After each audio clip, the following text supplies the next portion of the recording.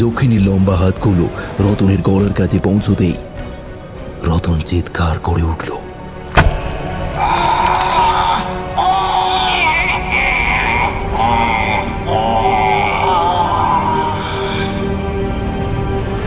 সুমিতবাবু আর দেরি করলেন না।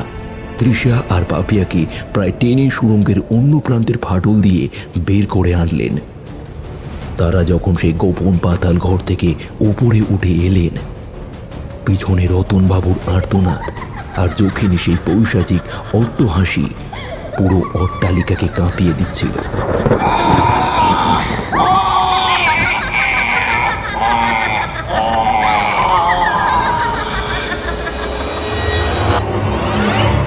নমস্কার, আমি তন্ময়। এই গল্পটির শেষে থাকবে আপনাদের জন্য একটি প্রশ্ন। সঠিক উত্তরদাতাদের নাম আমরা পরবর্তী গল্পে আপনাদের জানিয়ে দেব এবং আগের গল্পের সঠিক উত্তরদাতাদের নাম আমরা এই গল্পের শেষে উল্লেখ করব। তবে তার আগে এই গল্পটা আপনারা মন দিয়ে পুরোটাই শুনুন।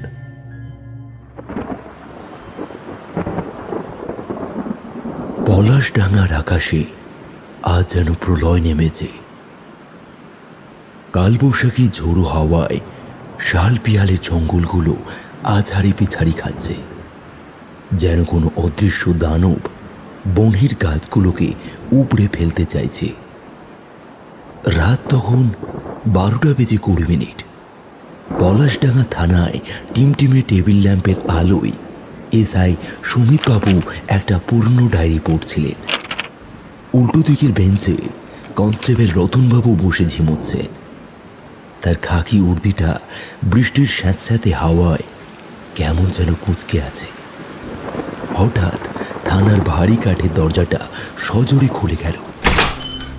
ঝড়ের ঝাপটার সাথে ভিতরে ছিটকে এলো এক যুবক। তার সারা গায়ে কাদা আর শুকনো পাতা লেপ্টে আছে। জামাটা কাঁধের কাছ থেকে ছিঁড়ে ঝুলে পড়েছে। কপাল থেকে গড়িয়ে পড়া রক্তে তার গায়ের টি শার্টটা ভিজে সপ করছে। স্যার স্যার স্যার বাঁচান বাঁচান, ওরা কেউ নেই, ওরা কেউ নেই স্যার, সব শেষ, সব শেষ। সুমিতবাবু লাফিয়ে উঠলেন। রতনও তটস্থ হয়ে খাড়া হয়ে বসল।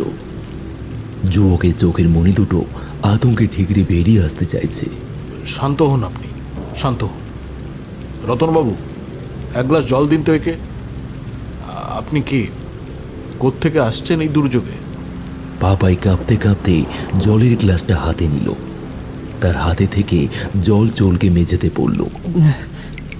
এক ঢোক জল খেয়ে সে ডেস্কে ভর দিয়ে বসল। আমার নাম পাপাই বসু। আমরা 5 বন্ধু, দেবা, রাজু, তৃষা আর পাপিয়া। আমরা সবাই কলকাতা থেকে পাহাড় ঘুরতে এসেছিলাম। পলাশডাঙ্গার এই আনগোড়া পাহাড়টার কথা শুনে আমরা ট্রেকিং করতে চেয়েছিলাম, কিন্তু কিন্তু এই জঙ্গলটা স্বাভাবিক নয় স্যার। জঙ্গল স্বাভাবিক নয় মানে? আপনারা কি কোনো বন্য জন্তুর মুখে পড়েছেন, নাকি কোনো লোকাল গ্যাং আপনাদের উপর অ্যাটাক করেছে? না স্যার, জন্তু হলে তো বুঝতাম, ওটা অন্য কিছু।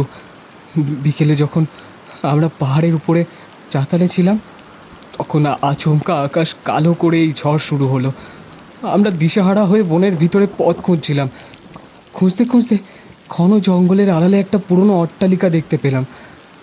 একতলাটা প্রায় মাটির নিচে বসে গেছে, কিন্তু কিন্তু ওপরের তালাগুলো অদ্ভুত এক নীল আলোয় চকমক করছিল। আমরা ভেবেছিলাম ওখানে হয়তো কেউ থাকে, তাই আশ্রয়ের আশায় ভিতরে ঢুকেছিলাম। নীল আলো? কিন্তু পলাশডাঙ্গার গভীর জঙ্গলে এমন কোনো বাড়ি আছে বলে তো শুনিনি স্যার। ওখানে তো শুধু জঙ্গল আর পাথর। আচ্ছা, তারপর কি হলো? আর বাড়িটার ভেতরেই বা কে ছিল? কেউ ছিল না, কিন্তু আমরা ভিতরে ঢোকার সাথে সাথে পেছনের বিশাল দরজাটা বিকট শব্দে বন্ধ হয়ে গেল। আমরা অনেক চেষ্টা করলাম, কিন্তু ওটা খুলল না। তারপর এক এক করে আমার বন্ধুরা হারিয়ে যেতে শুরু করলো। প্রথমে রাজু, ও হলের এক কোণে গিয়েছিল একটা মোমবাতি খুঁজতে, কিন্তু কয়েক সেকেন্ডের মধ্যে ও ভ্যানিশ হয়ে গেল। আমরা ওর নাম ধরে চিৎকার করলাম, কিন্তু কোনো উত্তর পেলাম না। শুধু শুধু একটা চাপা খিলখিল হাসির শব্দ শুনলাম, যা যা কোনো সাধারণ মানুষের হতে পারে না স্যার। মিস্টার পাপাই, আপনি কি বলতে চাইছেন? মানে আপনাদের চোখের সামনে একজন মানুষ উধাও হয়ে গেল? বিশ্বাস করুন স্যার, বিশ্বাস করুন, আমি সত্যি বলছি। আমার আমার চোখের সামনে। দাঁড়ান দাঁড়ান, আপনি বললেন রাজু উধাও হয়ে গিয়েছে, তাহলে বাকিরা মানে তৃষা, পাপিয়া আর দেবাই এরাই বা কোথায়? তৃষার পাপিয়া ভয়ে পালিয়ে যাচ্ছিল দৌড়ে। হঠাৎ দেখলাম মেঝেতে তাজা রক্ত গড়িয়ে আসছে। সামনের অন্ধকারের মধ্যেই যেন যেন ওদের চুলের মুঠি ধরে কেউ অন্ধকারে টেনে নিল। আমি আর দেবা প্রাণপণে দৌড়ালাম। দেবা যখন পিছনের একটা জানলা ভাঙার চেষ্টা করছিল, তখন দেখলাম দেবা শূন্যে ভাসছে।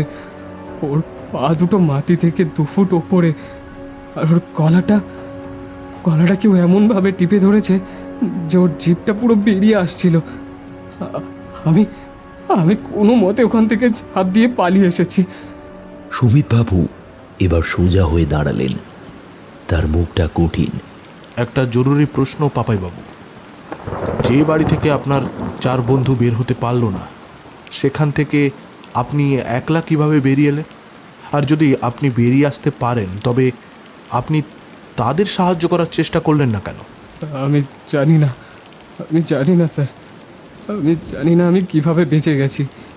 জানলা দিয়ে ঝাঁপ দেওয়ার পর আমি শুধু দৌড়াচ্ছি। আমার মনে হচ্ছিল কেউ পিছু পিছু আসছে। গাছের ডালগুলো যেন আমার পা চাপটে ধরতে চাইছিল। আমি স্রেফ ভাগ্যের জোরে খুঁজতে এই থানার আলো দেখতে পেয়েছি। বিশ্বাস করুন স্যার, আমি এক বিন্দুও মিথ্যে বলছি না। সুমিতবাবু রতনবাবুর দিকে তাকালেন। রতনবাবু মাথার নিচু করে নিজের বুটের দিকে তাকিয়ে আছে, তার মুখটা ছাওয়ায় ঢাকা। রতনবাবু, জিপটা বের করুন, টর্চ আর ফার্স্ট এড বক্স সাথে নিয়ে নিন। আজ রাতেই এই বৃষ্টির মধ্যে আমাদের ওই জঙ্গলে যেতে হবে। আর পাপাইবাবু, আপনি আমাদের পথ দেখাবেন। স্যার, এই আবহাওয়া আর এই অন্ধকার, এই বনের ভিতর এখন যাওয়াটা কি ঠিক হবে? পাহাড়ের এই ঢালগুলো কিন্তু বড় পিচ্ছিল স্যার। আমাদের এই চাকরিতে ঠিক হওয়া বলে কিছু নেই রতনবাবু। 4টে প্রাণ বিপন্ন। ডায়েরিতে এন্ট্রি করুন, 5 জন পর্যটক নিখোঁজ, 1 জন উদ্ধার।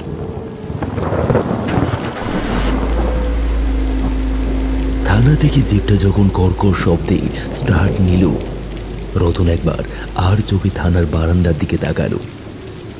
ঝড়ের ঝাপটায় বারান্দার টিমটিমে আলোটা একবার নিভে আবার জ্বলে উঠল। রতনের পকেটের ভিতর তার হাতটা মুঠো করা। সে মনে মনে কি ভাবছে তা কারোর পক্ষেই বোঝা সম্ভব নয়। জিপটা জঙ্গলের কাঁচা রাস্তায় ঢোকা মাত্রই হেডলাইটের আলোয় দেখা গেল দুপাশে লম্বা লম্বা ইউক্যালিপটাস আর পলাশ গাছগুলো যেন সার বেঁধে দাঁড়িয়ে আছে কোনো এক অমঙ্গলের অপেক্ষায়। জঙ্গল যত গভীর হচ্ছে, বাতাসের শাঁসা আওয়াজ পাল্টে গিয়ে যেন এক রহস্যময় সুর তৈরি করছে। আচ্ছা পাপাইবাবু, ঠিক কত দূর ওই বাড়িটা? ওই যে স্যার, ওই পাহাড়ের খাঁজে, ওই যে নীল আলোটা দেখতে পাচ্ছেন? সুমিতবাবু ড্রাইভারের পাশে সিটে বসেছিলেন। মাথাটা নিচু করে দেখলেন ঘুটঘুটে অন্ধকারের মাঝে সত্যিই একটা অস্পষ্ট নীল আভা জঙ্গলের বুক চিরে আকাশ অভিমুখে উঠছে। তার পিঠের শিরদাঁড়া দিয়ে একটা হিম শীতল স্রোত বয়ে গেল। তিনি জীবনে অনেক অপরাধী ধরেছেন, কিন্তু এই মায়াবী আলোর মুখোমুখি হতে গিয়ে তার অবচেতন মন খাইছে। রতনবাবু, পিস্তলটা লোড করে রাখুন। আমার মনে হচ্ছে আজ আমাদের কোনো অদ্ভুত অভিজ্ঞতার সম্মুখীন হতে হবে। রতনবাবু কোনো কথা বলল না। সে শুধু জানলা দিয়ে তাকিয়ে রইল সেই নীল আলোর দিকে। তার চোখের মণি দুটো সেই মায়াবী আলোয় ক্ষণিকের জন্য অদ্ভুতভাবে জ্বলে উঠল। জিপের ড্রাইভার হঠাৎ করেই সজোরে ব্রেক কষল। বনের ঝোপঝাড়টা যেন এক অদ্ভুত কবরের নিস্তব্ধতায় ডুবে আছে। সুমিতবাবু টর্চের আলো ফেলে দেখলেন সামনের রাস্তা একটা বিশাল গাছ পড়ে বন্ধ হয়ে আছে, কিন্তু গাছটার কাণ্ড থেকে মনে হচ্ছে ওটা কেউ কোড়াল দিয়ে নিখুঁতভাবে কেটেছে। রতনবাবু, আচ্ছা গাছটা কি আপনার স্বাভাবিক বলে মনে হচ্ছে? কেন জানি না, আমার মনে হয় কেউ জানতো আমরা এই পথে আসবো। জানি না স্যার, এই জঙ্গলে অনেক কিছুই স্বাভাবিক নয়। তবে আমাদের তাড়াতাড়ি করা দরকার স্যার, জঙ্গলটা আজ বড় বেশি কথা বলছে। পাপাই জিপের ভিতর থেকে কাঁপতে কাঁপতে বেরিয়ে এলো। তার চোখ বারবার বনের গভীরে সেই নীল আলোর দিকে যাচ্ছে। সুমিতবাবু পিস্তলটা বের করে একবার দেখে নিলেন। পাপাইবাবু, আপনি আমাদের পেছনে থাকুন। রতনবাবু, টর্চটা সাবধানে ফেলুন, কোনো নড়াচড়া দেখলেই আমাকে সিগন্যাল দেবেন। তারা জঙ্গল চিরে এগোতে শুরু করল। ঝোপঝাড়ের কাঁটা পাপায়ের গায়ের ক্ষতগুলোকে আরো গভীর করে দিচ্ছে, কিন্তু ব্যথার চেয়েও বড় এক আতঙ্ক তাকে তাড়িয়ে নিয়ে বেড়াচ্ছে।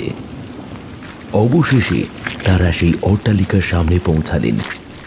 সামনে থেকে বাড়িটা আরো বিশাল আর ভয়ঙ্কর দেখাচ্ছে।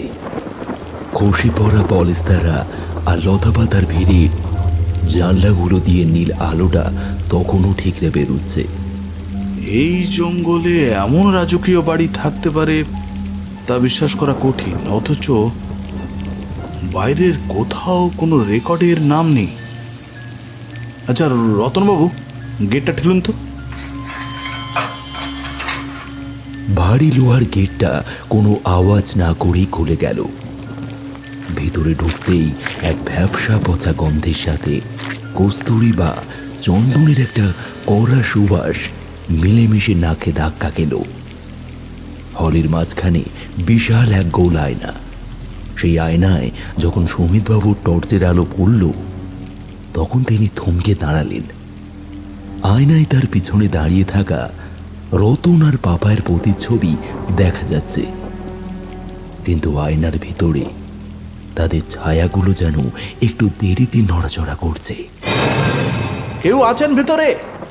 আমরা পুলিশ, আমরা সাহায্য করতে এসেছি। রাজু, দেবা, তৃষা, পাপিয়া, তোমরা কি ভেতরে আছো? সারা বাড়িতে তার আওয়াজটা গম গম করে প্রতিধ্বনিত হলো। আচমকা উপরের তলা থেকে একটা ভারী কিছু পড়ে যাওয়ার শব্দ হলো। তারপরই ভেসে এলো একটা করুণ গোঙানি। ওটা রাজু, ওটা রাজু স্যার, ওটা রাজুর গলা। ও নিশ্চয়ই উপরের কোনো ঘরে আছে, ও নিশ্চয়ই উপরের কোনো ঘরে আছে স্যার। বাবাইকে আটকানোর আগেই সে সিঁড়ি দিয়ে দৌড়াতে শুরু করলো। সুমিতবাবু আর রতনবাবু তার পিছু নিলেন। দোতলার বারান্দাটা গোলক ধাঁধার মতো, অনেকগুলো দরজা, প্রতিটি দরজায় কিন্তু বন্ধ। রাজু, রাজু! হঠাৎ একটা ঘরের ভিতর থেকে নীলাভ আলো প্রবল হয়ে বেরিয়ে আসতে লাগলো। সুমিতবাবু এক লাথি মেরে দরজাটা খুললেন। ঘরের ভিতরে কোনো আসবাব নেই, শুধু মাঝখানে একটা পাথরের বেদি। সেই বেদির ওপর একটা যুবক রক্তাক্ত অবস্থায় পড়ে আছে। তার গলার কাছে গভীর ক্ষত, শরীরটা পাণ্ডুর হয়ে গেছে। এই কি আপনার সেই বন্ধু রাজু? না না না স্যার, এ তো রাজু নয়, এ আমাদের দলের কেউই নয়। কিন্তু কিন্তু এ কে? সুমিতবাবু চমকে উঠলেন। তার মানে এই জঙ্গলের রহস্য শুধু এই 5 বন্ধুকে নিয়ে নয়, অন্য কেউ এখানে আটকা পড়েছে। যুবকটির হাতে একটা পুরনো তাবিজ। সে অস্ফুট স্বরে কিছু বলার চেষ্টা করল। সে সে আমাদের সবাইকে রূপ রূপ নতুন রূপ নতুন রূপ। রতনবাবু, এক্ষুনি ওর ক্ষতস্থানটা চেপে ধরুন, একে বাঁচাতেই হবে। রতনবাবু যুবকটির পাশে গিয়ে হাঁটু ঘেরে বসল, কিন্তু রতনের চোখে কোনো উদ্বেগ নেই, বরং এক গভীর শূন্যতা। রতন পকেট থেকে একটা সাদা রুমাল বের করে ক্ষতস্থানে চেপে ধরল। ঠিক তখনই ঘরের কোণ থেকে একটা মিহি নূপুরের শব্দ ভেসে এলো।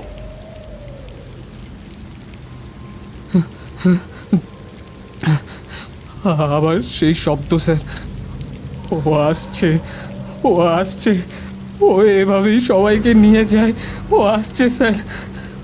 সুমিতবাবু টর্চের আলো ঘোরালেন, দেখলেন দেওয়ালের গায়ে একটা দীর্ঘ নারী মূর্তি ছায়া পড়ছে।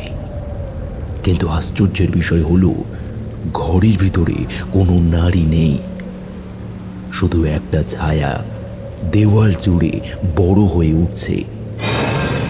ছায়াটার হাতগুলো অমানসিক লম্বা, আর নখগুলো যেন কাঁচের মতন চকচক করছে। কে আপনি?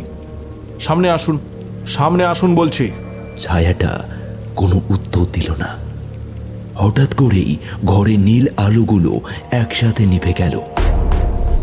ঘোর অন্ধকারে শুধু সেই নূপুরের শব্দটা চারপাশ থেকে আসতে লাগলো। মনে হচ্ছে কেউ একজন নাচতে নাচতে তাদের চারপাশে ঘুরছে। পাপাই, পাপাই বাঁচা, পাপাই বাঁচা, পাপাই এবার দম বন্ধ হয়ে আসছে। পাপাই বাঁচা, বাঁচা আমাকে, পাপাই বাঁচা। তৃষা, তৃষা তুই কোথায়? তৃষা! পাপাই অন্ধকারে আওয়াজ লক্ষ্য করে জানলার দিকে দৌড়ে গেল। জানলাটা খোলা ছিল। সুমিতবাবু টর্চ জ্বালিয়ে দেখলেন পাপাই জানলার কার্নিশে দাঁড়িয়ে আছে। তার চোখ দুটো খোলাটে, যেন সে কোনো মোহে আচ্ছন্ন হয়ে পড়েছে। পাপাই বাবু সরুন ওখান থেকে, পড়ে যাবেন আপনি। পাপাই বাবু সরুন ওখান থেকে, পড়ে যাবেন। পাপাই কোনো কথা না বলে জানলা দিয়ে নিচের অন্ধকারে ঝাঁপ দিল। সুমিতবাবু দৌড়ে জানলার কাছে গেলেন, কিন্তু নিচে তাকিয়ে দেখলেন কোনো দেহ নেই, শুধু ঘন জঙ্গল ঝিঝি পোকার ডাকে মুখর হয়ে আছে। রতনবাবু, রতনবাবু, পাপাই ঝাঁপ দিল, ও নিচে পড়লো না কেন? রতনবাবু, রতনবাবু কোথায় আপনি? সুমিতবাবু পিছন ফিরতেই দেখলেন ঘরটা একদম ফাঁকা। সে আহত যুবক নেই, রতনবাবু নেই, এমনকি মেয়েদের রক্তের দাগগুলোও উধাও। পুরো ঘরটাই এখন ধুলোবালিতে ভরা। এ যেন এক পুরনো পরিত্যক্ত কামরা, যেন একটু আগে যা ঘটল তা কেবলই এক বিভ্রম। সুমিতবাবুর শিরদাঁড়া দিয়ে ঠান্ডা স্রোত বয়ে গেল। তিনি পকেট থেকে ওয়াকিটকিটা বের করার চেষ্টা করলেন, কিন্তু দেখলেন সেটা আর কাজ করছে না। ঠিক তখনই করিডোর থেকে রতনবাবুর গলা শোনা গেল। স্যার, স্যার আপনি কি ওপর তলায়? আমি তো একতলায় আছি, আপনি ওপরে গেলেন কখন? সুমিতবাবু অচল হয়ে দাঁড়িয়ে রইলেন। রতনবাবু যদি একতলায় থাকে, তবে এতক্ষণ তার সাথে ওপরে কে ছিল? যার গলার আওয়াজ, যার খাকি উর্দি, সবই তো রতনবাবুর মতোই ছিল। সুমিতবাবু ধীর পায়ে করিডোরে বেরিয়ে এলেন। তার টর্চের আলোয় এবার দেখা গেল মেঝের উপর ছোট ছোট পায়ের ছাপ, কিন্তু সেই ছাপগুলো মানুষের নয়, কোনো পশুর থাবার মতো, অথচ তাতে আলতা মাখানো।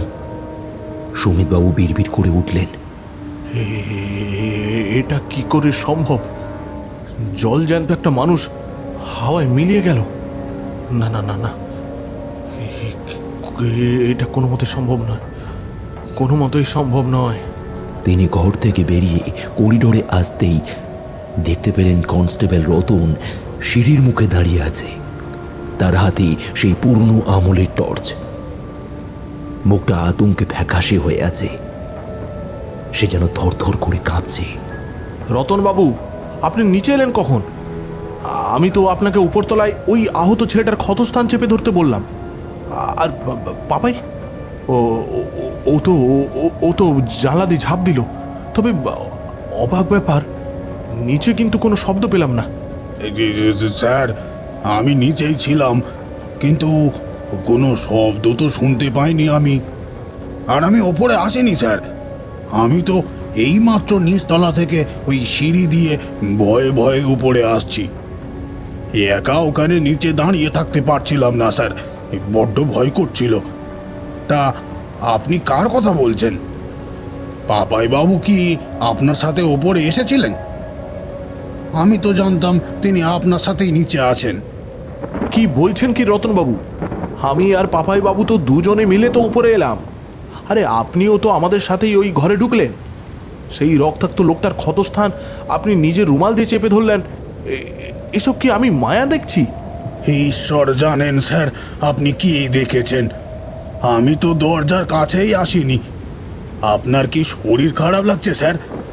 এই বাড়িতে ঢোকার পর থেকেই আপনার কথাগুলো কেমন অন্যরকম ঠেকছে। এই স্যার, আমার কিন্তু খুব ভয় করছে স্যার। এই চলুন এখান থেকে পালাই। সুমিতবাবু অচল হয়ে দাঁড়িয়ে রইলেন। রতন যদি এখন নিচ থেকে ওঠে, তবে একটু আগে তার পাশে থাকা মানুষটা কে ছিল? হ্যাঁ, কার গায়ে হুবহু রতনের মতো খাকি উঠতে ছিল? সুমিতবাবুর শিরদাঁড়া দিয়ে ঠান্ডা স্রোত বয়ে গেল। তার মানে এই বাড়িতে কোনো বহুরূপী মায়া কাজ করছে, যা অবিকল চেনা মানুষের রূপ আর কণ্ঠস্বর নকল করতে পারে। সুমিতবাবু পিস্তলটা শক্ত করে ধরলেন।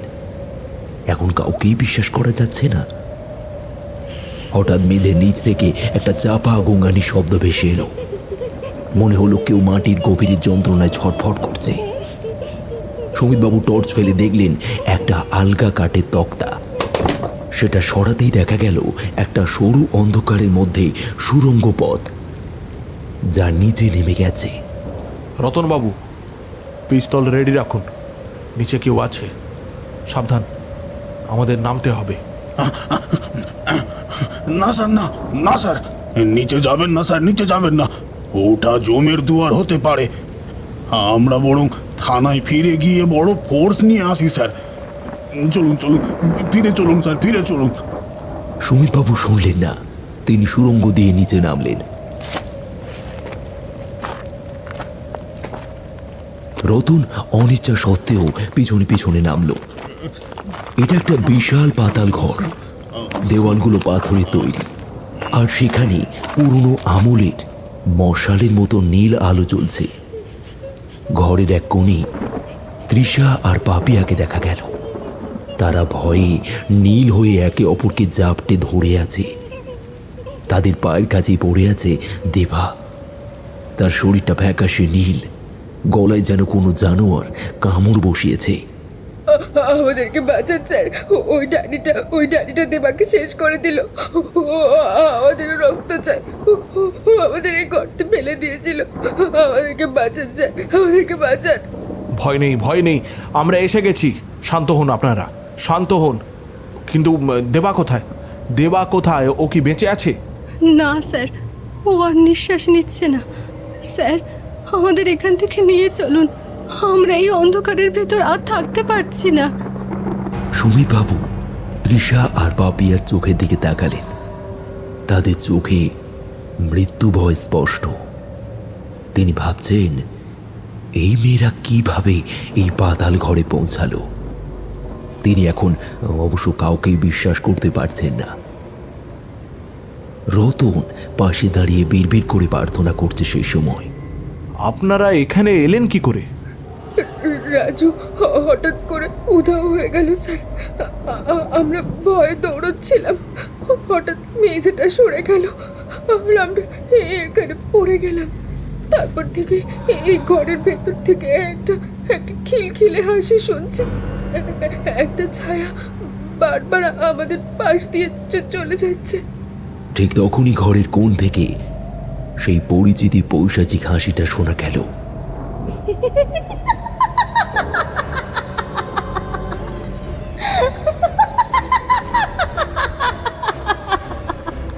হাসিটা বড়ই মধুর, কিন্তু তাতে মিশে আছে হাড় হিম করা নিষ্ঠুরতা। এক নারী মূর্তির অস্পষ্ট অবয়ব দেওয়ালে ফুটে উঠল। সে যেন বাতাসের সাথে কথা বলছে। পূর্ণতা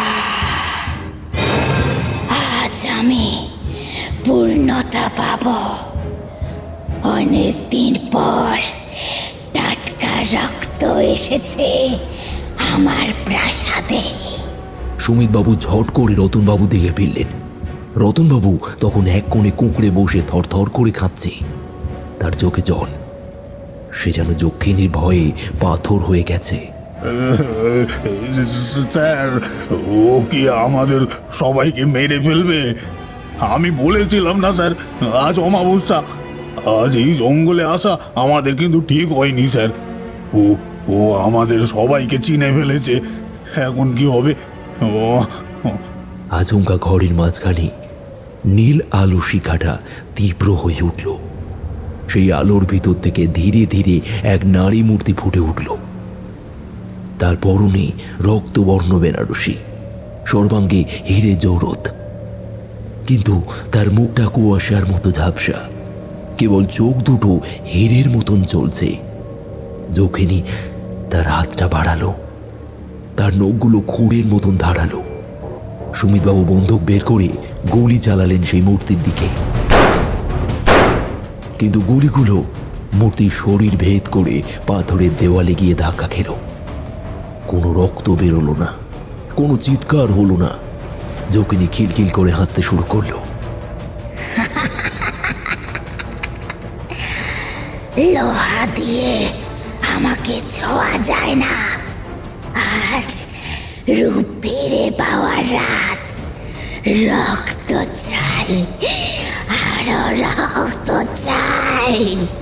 রতনবাবু হঠাৎ সুমিতবাবুর পা জড়িয়ে ধরল। রতনবাবুর চোখে তখন আতঙ্কের ছাপ স্পষ্ট। স্যার, স্যার, আপনি মেয়েদের নিয়ে ওই পেছনের দেওয়ালের ফাটলটা দিয়ে পালান স্যার, পালান। আমি ওকে আটকে রাখার চেষ্টা করছি স্যার।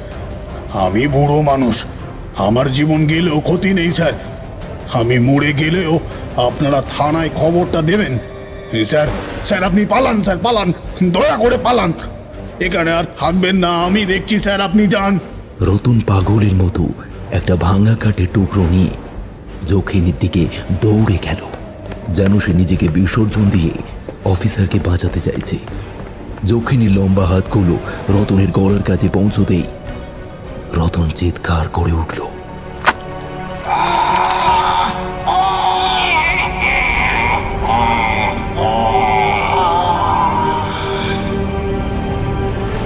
সুমিতবাবু আর দেরি করলেন না।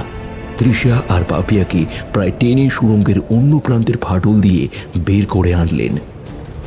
তারা যখন সেই গোপন পাতাল ঘর থেকে উপরে উঠে এলেন, পিছনে রতনবাবুর আর্তনাদ আর যক্ষিণী সেই পৈশাচিক অট্টহাসি পুরো অট্টালিকাকে কাঁপিয়ে দিচ্ছিল।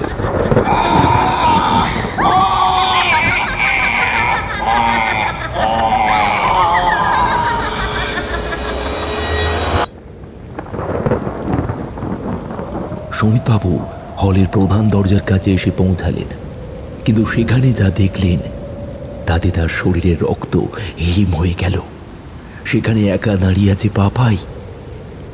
তার পরনে ছেঁড়া গেঞ্জিটা একদম শুকনো, তার হাতে একটা পুরনো আমলের প্রদীপ। তার চোখে কোনো আতঙ্ক নেই, বরং এক অদ্ভুত শূন্যতা। স্যার, স্যার, বাইরে যে বড় ঝড়। কোথায় যাবেন, কোথায় যাবেন এই ঝড়ে? এই তো দেখুন না, কত হিরে, কত সোনা। চলুন না স্যার, সবাই মিলে এখানেই রাজত্ব করি। এই ঘর থেকে কেউ বেরোতে পারবে না স্যার। সুমিতবাবু পাপায়ের হাত ধরতেই শিউরে উঠলেন। পাপায়ের হাতটা বরফের চেয়েও ঠান্ডা, আর তার হাতের কোনো নাড়ি চলছে না। ঠিক তখনই সুমিতবাবু অনুভব করলেন তার নিজের ঘাড়ের কাছেই কেউ একটা জোড়া জ্বলন্ত চোখ নিয়ে নিঃশ্বাস ফেলছে।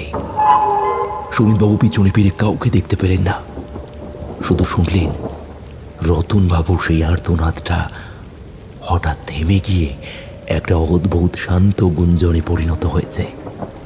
সুমিতবাবু বুঝতে পারলেন না রতনবাবু কি মারা গেল নাকি অন্য কিছু ঘটল।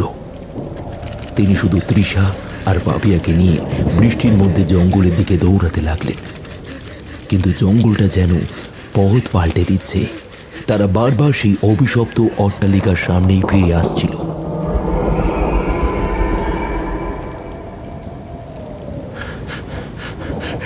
এটা কি হচ্ছে? এটা কি হচ্ছে? হ্যাঁ, আমরা তো সোজাই দৌড়াচ্ছি। তাহলে তাহলে আমাদের কি তবে আর ফেরা হবে না? হ্যাঁ, ঈশ্বর ঈশ্বর! তৃষা আর পাপিয়া কান্নায় ভেঙে পড়ল। সুমিতবাবু বুঝতে পারলেন তারা এক বিশাল মায়াজালের ভিতরে আটকা পড়ে গিয়েছে, যেখানে রক্ষক আর ভক্ষকের পার্থক্য করা অসম্ভব। তৃষা, তৃষা, পাপিয়া, তোমরা নিজেদেরকে সামলাও। আমাদের এইভাবে ভেঙে পড়লে হবে না। যে করেই হোক, যে করেই হোক, আমাদের এই মায়া জঙ্গল থেকে বেরোতেই হবে। তোমরা তোমরা আমার সাথে সাথেই থাকো।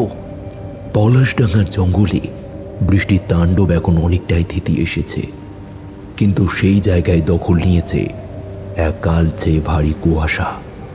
ইসায় সুমিতবাবু তার দুই পাশে তৃষা আর পাপিয়াকে নিয়ে ঊর্ধ্বশ্বাসে দৌড়াচ্ছেন। ঝোপঝাড়ের কাঁটা তাদের শরীর চিরে দিচ্ছে, ভিজে কাদা আর পাথরে পা পিছলে যাচ্ছে বারবার। কিন্তু সুমিতবাবুর কানে এখনো বাজছে সেই অট্টালিকার ভিতরে ফেলে আসা কনস্টেবল রতনবাবু সেই বুক ফাটানো আর্তনাদ।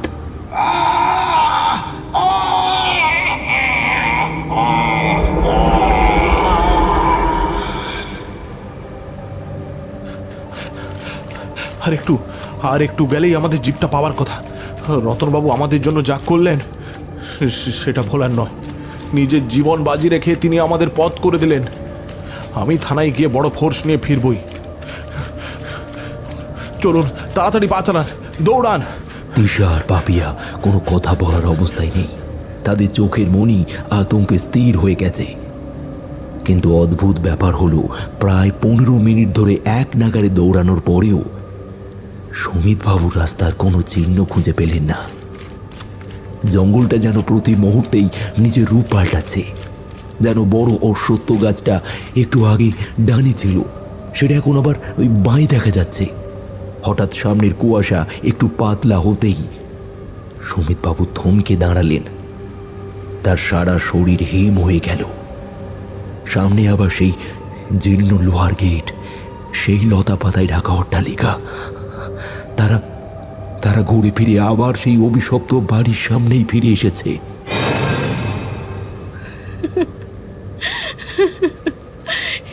কি হচ্ছে স্যার?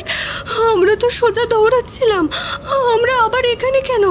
ও ও আমাদের ছাড়বে না, ও আমাদের গিলে খাবে। সুমিতবাবু ঘামছেন। তিনি নিজের হাত ঘড়িটা দেখলেন। কাঁটাটা বনবন করে এখন ঘুরছে। এই এলাকায় কোনো তীব্র চৌম্বকীয় ক্ষেত্র বা অলৌকিক শক্তি কাজ করছে। ঠিক তখনই অট্টালিকার বড় দরজার কাছে একটা আলো নড়ে উঠল। ধীর পায়ে সেখান থেকে বেরিয়ে এলেন রতনবাবু। রতনবাবুর খাকি উর্দিটা কাদায় মাখা, কপালের পাশ দিয়ে রক্ত চুইয়ে পড়ছে। তিনি যেন খুঁড়িয়ে খুঁড়িয়ে এগিয়ে এলেন। তার হাতে সেই পুরনো আমলের ডাউস টর্চটা তখনও জ্বলছে। স্যার, আপনারা ফিরে এলেন কেন? আমি তো ভাবলাম আপনারা এতক্ষণে মেন রাস্তায় পৌঁছে গেছেন। আমি কোনো মতে ওই সুড়ঙ্গ দিয়ে একটা জানলা গলে বেরোতে পেরেছি স্যার। ভাগ্যিস ওই পিশাচিনিটা আমাকে বুড়ো ভেবে গুরুত্ব দেয়নি। সুমিতবাবু দ্রুত রতনবাবুর কাছে গিয়ে তার কাঁধ ধরলেন। রতনের শরীরটা থরথর করে কাঁপছে। রতনবাবু, আপনার আর্তনাদ আমি নিজের কানে শুনেছি। আপনি কি সত্যি ঠিক আছেন? আমরা তো জঙ্গল থেকে বেরোতেই পারছি না, পথ হারিয়ে ফেলেছি। স্যার,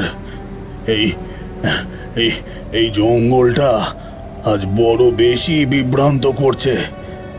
অমাবস্যার রাতে এখানে দিকভ্রম হয় স্যার। আমি এই এলাকার পুরনো লোক স্যার।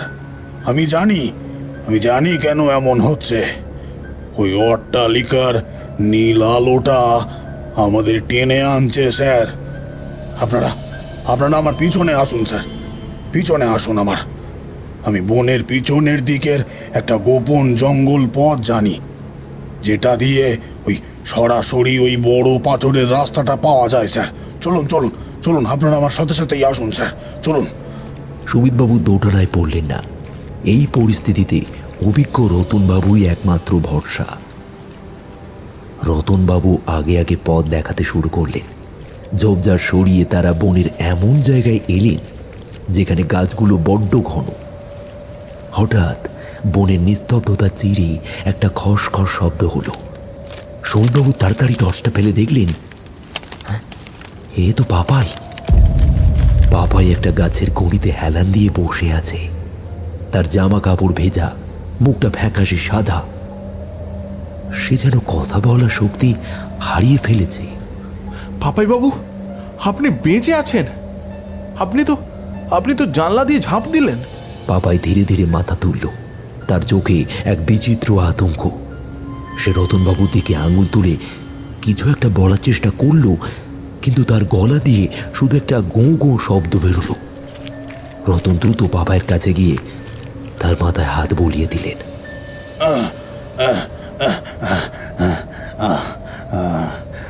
আরে পাপাই বাবু খুব ভয় পেয়েছেন মনে হচ্ছে স্যার। ও ওপর থেকে পড়ে গিয়ে চোট পেয়েছে খুব, ওর মাথা কাজ করছে না। এই পাপাই বাবু কোনো ভয় নেই, আমরা এসে গেছি, আপনার কিচ্ছু হবে না পাপাই বাবু। চলুন দেখি, চলুন চলুন, আমরা সবাই মিলে এখান থেকে বেরোই তাড়াতাড়ি, চলুন চলুন। রতনবাবু পাপাইকে জাপটে ধরে দাঁড় করালেন, কিন্তু সুমিতবাবু লক্ষ্য করলেন পাপাই রতনবাবুর স্পর্শ পাওয়ার সাথে সাথেই আরো বেশি কুঁকড়ে যাচ্ছে। সে যেন রতনবাবুর কাছ থেকে দূরে সরতে চাইছে। সুমিতবাবুর মনে একটা খটকা লাগলো, কিন্তু তিনি ভাবলেন চোটের কারণেই হয়তো এমন হচ্ছে। তারা আবার হাঁটতে শুরু করলেন। এবার রতনবাবু আর পাপাই আগে আগে, আর সুমিতবাবু মেয়েদের নিয়ে পিছনে। হঠাৎ অন্ধকারের কুয়াশা চিরে সেই পিশাচিনীটাকে আবার দেখা গেল। এবার সে কোনো অট্টালিকা নয়, সরাসরি গাছের ডালপালার উপর দিয়ে বাতাসের মতন ভেসে আসছে। তার রক্তবর্ণ চোখগুলো অন্ধকারের ভেতর প্রদীপের মতন জ্বলছে। স্যার স্যার ও এসে গেছে, স্যার ও এসে গেছে, আপনারা সোজা দৌড়ান স্যার, সোজা দৌড়ান। আমি আর পাপাই বাবু ওকে আটকানোর চেষ্টা করছি, দেরি করবেন না স্যার, দেরি করবেন না। তৃষা দিদিমণিদের নিয়ে পালান, এক্ষুনি পালান। সুমিতবাবু দেখলেন রতনবাবু পাপাইকে নিয়ে পিশাচিনীর দিকে রুখে দাঁড়ালেন। পিশাচিনীটা এক বীভৎস আওয়াজ করে তাদের দিকে এগিয়ে এলো। সুমিতবাবু আর দেরি করার ঝুঁকি নিলেন না। তিনি তৃষা আর পাপিয়াকে নিয়ে বনের অন্ধকারের মধ্যে আপ্রাণ দৌড়াতে শুরু করলেন। পেছন থেকে রতনবাবুর গলার স্বর ভেসে আসছে, স্যার পালান, পালান স্যার, পালান, সাবধানে স্যার, সাবধানে পালান, পালান স্যার।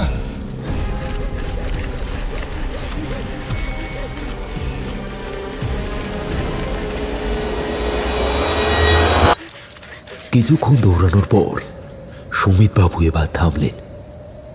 চারপাশটা বড্ড নিঝুম। তার টর্চের আলোয় দেখা গেল তারা একটা ঢালু জায়গায় এসে পড়েছেন। হঠাৎ তার কানে এলো এক ফিসফিস শব্দ। সুমিতবাবু টর্চ ঘোরা দিয়ে দেখলেন ঝোপের আড়ালে পাপাই একা দাঁড়িয়ে আছে। পাপাই বাবু, আপনি এখানে কিভাবে? আপনি না রতনবাবুর সাথে ওখানে ছিলেন? পাপাই এবার কাঁপা কাঁপা গলায় কথাগুলো বলে উঠল। স্যার রতনবাবুকে বিশ্বাস করবেন না। রতনবাবু আমাদের বাঁচাতে আসেনি, ও আমাদের। পাপায়ের কথা শেষ হওয়ার আগেই বনের গভীর থেকে রতনবাবু টর্চের আলো দেখা গেল। তিনি তাদের দিকে এগিয়ে আসছেন। সুমিতবাবু বুঝতে পারছেন না রতনবাবু কি তাদের ত্রাণকর্তা নাকি অন্য কিছু, আর পাপাই কেনই বা রতনবাবুকে নিয়ে এত ভয় পাচ্ছে। রাত প্রায় শেষ হয়ে আসছে, কিন্তু আকাশের কোণে ভোরের কোনো চিহ্নই নেই। সুমিতবাবু বুঝতে পারলেন এই জঙ্গল থেকে বেরোনোর লড়াইটা কেবল পিশাচিনীর সাথে নয়, এই রহস্যময় অরণ্যের প্রতিটি মানুষের সাথে। পলাশডাঙ্গার জঙ্গলে কালবৈশাখী তাণ্ডব এখন থেমে গেছে ঠিকই, কিন্তু অরণ্য নিস্তব্ধতা যেন আরও বেশি হাড় হিম করা। ঝড়ের পর ভেজা মাটির গন্ধের বদলে বাতাসে ভাসছে এক পচা মাংসের উৎকট গন্ধ। এসআই সুমিত বাবু তার ভাঙা টর্চটাকে নিয়ে হতবম্বের মতন দাঁড়িয়ে আছেন। তার এক হাত শক্ত করে ধরে আছে তৃষা। পাপিয়ার চোখের কোণে জল তখনও শুকায়নি। সে বারবার পিছনে তাকাচ্ছে, যেন অন্ধকারের বুক চিরে কোনো বিভীষিকা এখনই তাকে গ্রাস করবে। ঠিক কয়েক হাত দূরে ঝোপের আড়াল থেকে বেরিয়ে এলেন কনস্টেবল রতন বাবু। তার হাতে সেই পুরনো আমলের ডাউস টর্চ, এক হাত পাপায়ের কাঁধে শক্ত করে বসানো, যেন পাপাই চাইলেও পালাতে না পারে। সুমিতবাবু লক্ষ্য করলেন রতনবাবুর টর্চের আলোটা বারবার বনের একটা নির্দিষ্ট ঢিবির দিকে ইশারা করছে।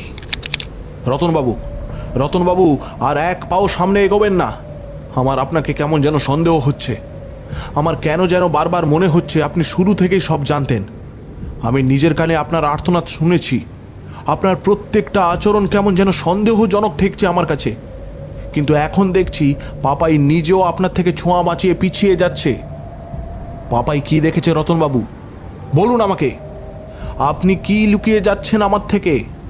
সত্যি কথা বলুন রতনবাবু। রতনবাবু এবার আর শান্ত থাকল না।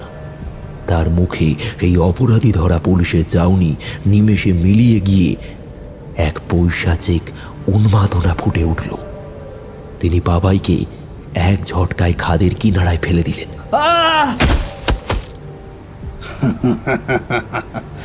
স্যার, আপনি বড্ড বেশি মাথা ঘামান। এই অট্টালিকা, এই নীল আলো, সবই তো একটা মায়া। এই সবই ওই যক্ষিণীর মায়া। আর আমি তো তার স্বামী। কিন্তু স্যার, আপনি কি জানেন আমি কেন সবাইকে এই মরণ খেলায় ঠেলে দিই? জানেন না আপনি? ওর রূপে মায়া আছে স্যার, মায়া আছে। ওর রূপ দেখলে আপনিও পাগল হয়ে যাবেন।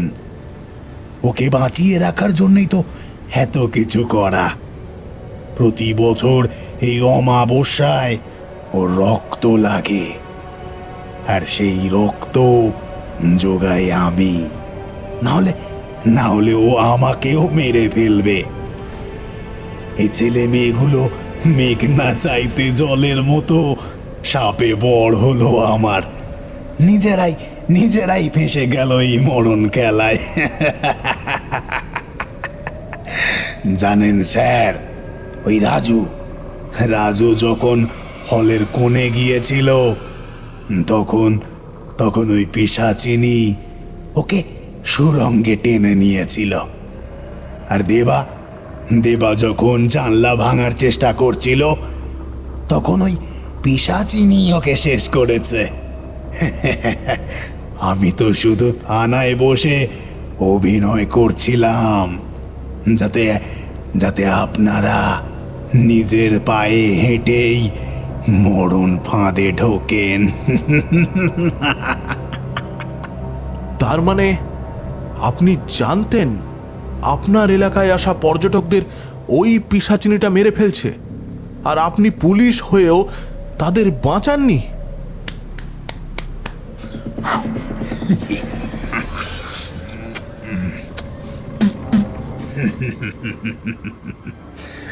ও আমার বউ স্যার।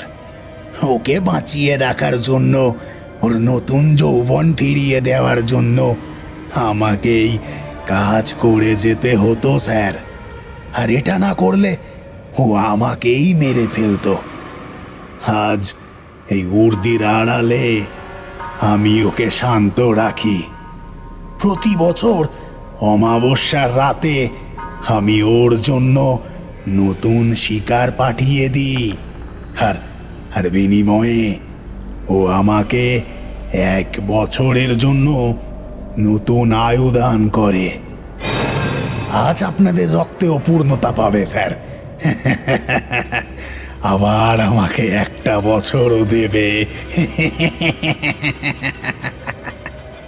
রতনবাবু হঠাৎ কুয়াশার দিকে তাকিয়ে এক অদ্ভুত শীষ দিলেন। সেই শব্দটা যেন বাতাসের হাহাকার ছাপিয়ে গেল। সাথে সাথে কুয়াশা চিরে বেরিয়ে এলো সেই অশরীরী বিভীষিকা। নীল আলোয় তার ধোঁয়ার মতন শরীরটা এবার আগুনের মতো লাল হয়ে জ্বলছে। তার লম্বা সাদা চুলগুলো মাটিতে লুটিয়ে পড়ছে, আর চোখ দুটো যেন জ্বলন্ত অঙ্গার। পিশাচিনী কোনো কথা বলল না, কিন্তু সেই পাপিয়ার দিকে তড়িৎ গতিতে এগিয়ে এলো। সমিতবাবু মরিয়া হয়ে গুলি চালালেন, কিন্তু গুলিগুলো পিশাচিনীর শরীর ভেদ করে পেছনের পিয়াল গাছের ডাল চিরে দিল। পিশাচিনী পাপিয়ার গলার নলিটা এক ঝটকায় দাঁত দিয়ে চিরে ফেলল। পাপিয়া আর্তনাদ করার সুযোগও পেল না, কেবল তার শরীরটা একবার কেঁপে উঠে নিথর হয়ে গেল। সুমিতবাবুর চোখের সামনেই পাপিয়ার তাজা রক্তে জঙ্গলের মাটি ভিজে উঠল। তিশা পাপিয়ার দেহের ওপর ঝাঁপিয়ে পড়ে অঝরে কাঁদতে লাগলেন। পাপিয়া কথা বল না পাপিয়া। স্যার কিছু একটা করুন, স্যার কিছু একটা করুন। সুমিতবাবুর মাথায় তখন রক্ত চড়ে গেছে। তিনি নিজের ভাঙা পা আর যন্ত্রণার কথা ভুলে রতনবাবুর উপরে ঝাঁপিয়ে পড়লেন। রতনবাবুও তৈরি ছিল। বয়স্ক মনে হলেও রতনবাবুর গায়ে তখন কোনো অশরীরী শক্তি ভর করেছিল। রতনবাবু তার কোমরের থেকে একটা ভোজালি বের করে সুমিতবাবুর ডান পায়ে এক প্রচণ্ড কোপ বসালেন।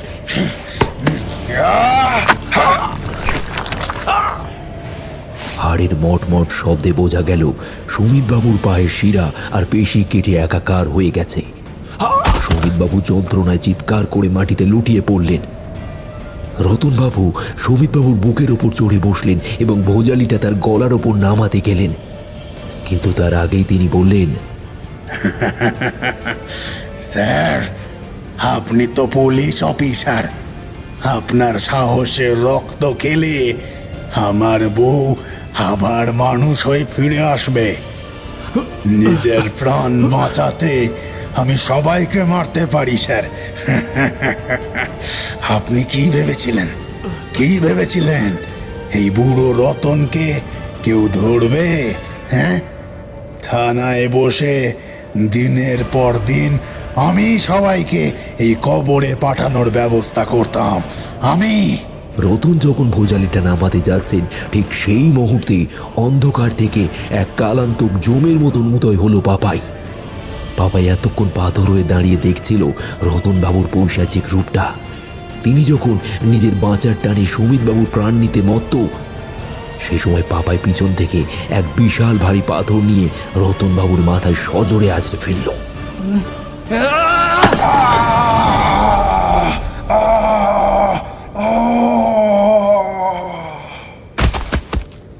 রতনবাবু মাটিতে লুটিয়ে পড়লেন। তার মাথার খুলি ফেটে ফিনকি দিয়ে রক্ত চুইয়ে পড়তে লাগলো। হাত থেকে ভোজালিটা ছেড়ে দিয়ে যন্ত্রণায় কোঁকিয়ে উঠলেন তিনি। পাপাই, এ কি করলে তুই? কি করলে?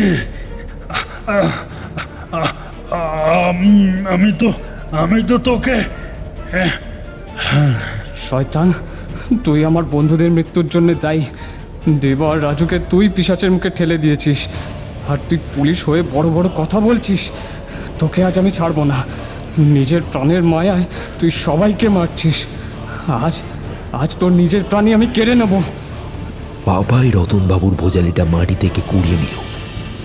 রতন বাঁচবার জন্য সুমিতবাবুর দিকে হাত বাড়ালেন। স্যার, বাঁচান। আমি পুলিশ স্যার, বাঁচান স্যার। আমাকে বাঁচান স্যার। সুমিতবাবু তখন যন্ত্রণায় নীল হয়ে রতনবাবুর চোখের দিকে তাকিয়ে রইলেন। তিনি দেখলেন রতনবাবুর চোখে কোনো অনুশোচনা নেই, আছে শুধু বাঁচার আদিম বাসনা।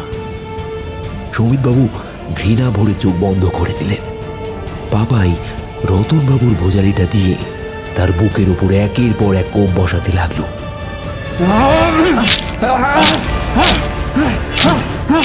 সেই যন্ত্রণায় আর্তনাদ করতে চাইল, কিন্তু তার মুখ দিয়ে কেবল রক্তের ফেনা বেরিয়ে আসতে লাগলো। পাপাই থামল না। রতনবাবুর বিশ্বাসঘাতকতা আর বন্ধুদের হারানোর প্রতিটি বদলা সে তার শরীরে বসিয়ে দিল। অবশেষে রতনবাবু লুটিয়ে পড়লেন পাপিয়ার লাশের ঠিক পাশেই। তার সেই কুটিল চোখ দুটো খোলা অবস্থাতেই স্থির হয়ে গেল।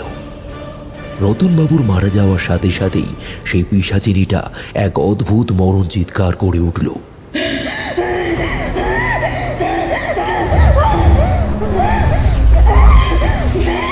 রতনবাবুর শরীরের সাথে পিশাচিনীর এক অদৃশ্য আত্মিক যোগ ছিল, কারণ রতনবাবুই ছিল তার ইহজগতের খুঁটি। আজ তার মৃত্যুর সাথে সাথে পিশাচিনী ধোঁয়ার মতো শরীরটা নীল হয়ে দাউ দাউ করে জ্বলতে শুরু করল।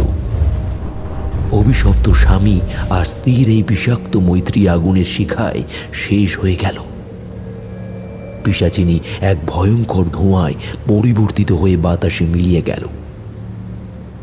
অট্টালিকায় সেই নীল আলো নিভে গিয়ে ভোরের প্রথম ধূসর আলো বনের পাতায় এসে পড়ল। পুরো জঙ্গলটা যেন এক দীর্ঘ দুঃস্বপ্ন থেকে জেগে উঠল।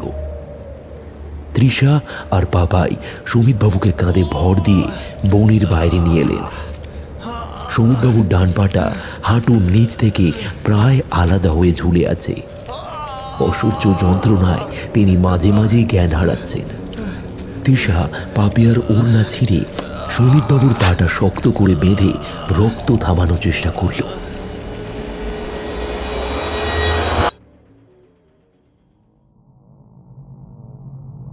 এরপর 1 মাস কেটে গেল। হাসপাতালের বেডে শুয়ে এসআই সুমিতবাবু তার ফাইনাল কেস রিপোর্টটা লিখছিলেন। তার ডান পাটা চিরতরে বাদ দিতে হয়েছে। তিনি এখন ক্র্যাচে ভর দিয়ে চলেন, কিন্তু তার মন এখন শান্ত। তার সামনে বসে আছে তৃষা আর পাপাই। সুমিতবাবু রিপোর্টে লিখলেন, পলাশডাঙ্গার জঙ্গলে এক বিশেষ প্রজাতির হিংস্র বুনো জানোয়ারের আক্রমণে কনস্টেবল রতন কুমার সাহা এবং 3 জন পর্যটক প্রাণ হারিয়েছেন এবং 2 জন জীবিত রয়েছেন। রতনবাবু শেষ মুহূর্ত পর্যন্ত সাহসের সাথে লড়েছেন এবং পর্যটকদের বাঁচাতে গিয়ে বীরত্বপূর্ণ আত্মত্যাগ করেছেন। জঙ্গলটি বর্তমানে অত্যন্ত বিপজ্জনক হওয়ায় এটি পর্যটকদের জন্য অনির্দিষ্টকালের জন্য বন্ধ রাখা হয়েছে। পাপাই অবাক হয়ে তাকালো। তার চোখে তখনও রতনবাবুকে মারার সেই ভয়ানক স্মৃতি ফুটে উঠছিল। সে জিজ্ঞাসা করল, স্যার, আপনি রতনবাবুকে শহীদ কেন লিখলেন? ও তো পিশাচের চেয়েও খারাপ ছিল। ও আমাদের মারতে চেয়েছিল। আমি ওকে নিজের হাতে শেষ করেছি। আপনি আমাকে আড়াল করছেন কেন? পাপাই, সত্যিটা বড় অদ্ভুত। যদি আমি রিপোর্টে পিশাচিনী বা জাদুমন্ত্রের কথা লিখি, তবেই লোকে আমাদের পাগল বলবে আর সরকার আমাকে সাসপেন্ড করবে। আর রতনবাবু তো মরেই গেছে। ওকে যদি খুনি বলি তবে বিশাল ইনভেস্টিগেশন হবে। তোমার উপর রতনকে মারার চার্জ আসবে। তুমি আমাকে আর তৃষাকে বাঁচিয়েছ। আমি চাই না রতনকে খুন করার দায়ে তোমার মতো এক তরুণের জীবন জেলখানায় নষ্ট হোক। তোমার ভবিষ্যৎ এখনো অনেক বাকি। তাই এই রহস্যটা এই পলাশডাঙ্গার মাটির নিচেই চাপা থাকুক। পাপিয়ার মৃত্যু আর তোমার লড়াইয়ের কথা কেউ জানবে না ঠিকই, কিন্তু তুমি নিজেকে অপরাধী ভেবো না। সুমিতবাবু ফাইলটা বন্ধ করলেন। জানলা দিয়ে বাইরের আকাশটা দেখলেন, পরিষ্কার নীল। জঙ্গলটা এখন অনেক দূরে, কিন্তু তার পায়ের ওই কাটা অংশটা মৃত্যু তাকে মনে করিয়ে দেবে সেই কাল রাত্রির বিশ্বাসঘাতকতা, পাপিয়া, রাজু, দেবার অসহায় মৃত্যু এবং এক পৈশাচিক প্রেমে রক্তাক্ত সমাপ্তি। পাপাই আর তৃষা সুমিতবাবুর হাতটা শক্ত করে ধরল। পলাশডাঙ্গার অরণ্য এখন শান্ত, কিন্তু সেই নীল আলোর ভয়ঙ্কর কাহিনী আজও মানুষের মনে এক অজানা শিহরণ জাগিয়ে রাখে।